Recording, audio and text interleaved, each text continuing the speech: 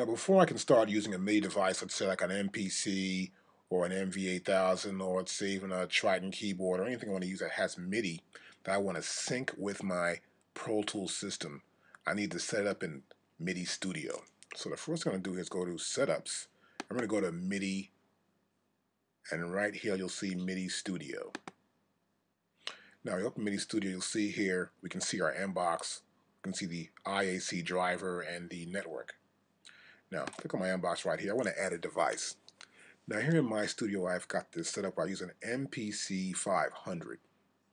I'm going to add device, and it's right there below the line. I'll pull it up right here.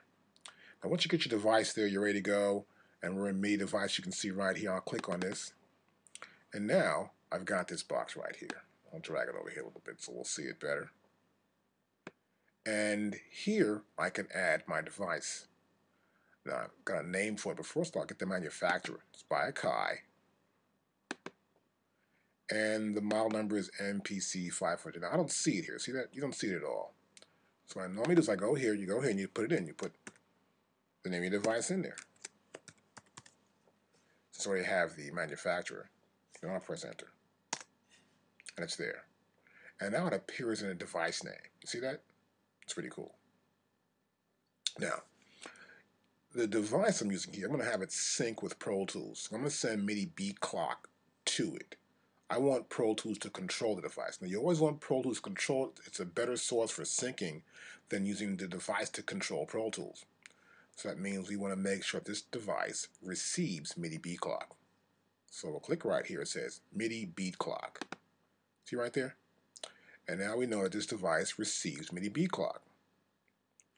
Now, what I also want to do here is I already got a picture set up for this thing because I know where to put the picture at in the library. And it's my picture of my machine. Now, if you see your machine, you can put it in there. You can use a generic picture if you want to. And I'll press apply. And now, hopefully, I'll press apply there. It should show up soon. I'll close this. Oh, there it is right there. It shows right there. It is right there. Perfect.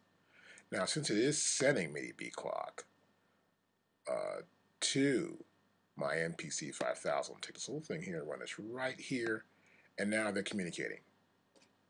Where the inbox is sending MIDI out of its port. Now, you'll see here too, as I open that up again, and we'll see the system here.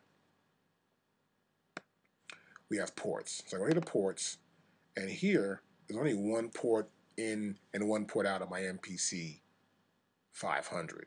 So that's already checked off, and the inbox knows this. So I'm good to go. Let's close this window. And now we see that we're ready here. We've got this device set up. It's ready to go.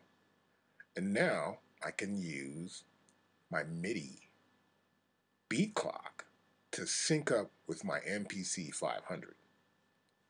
So I'll close this window here. And to do that, I need to go here, and I will select MIDI beat clock. And see it's already enabled. So if yours is not enabled, you got to go here and enable this.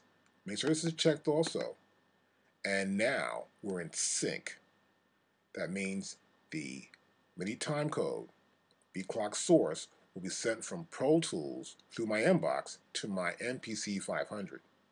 So I have a sequence in there. It'll play the beat back.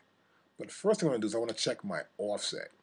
So the next thing we're going to do, we're going to check the sample offset to make sure that the MPC 500 has no latency problems.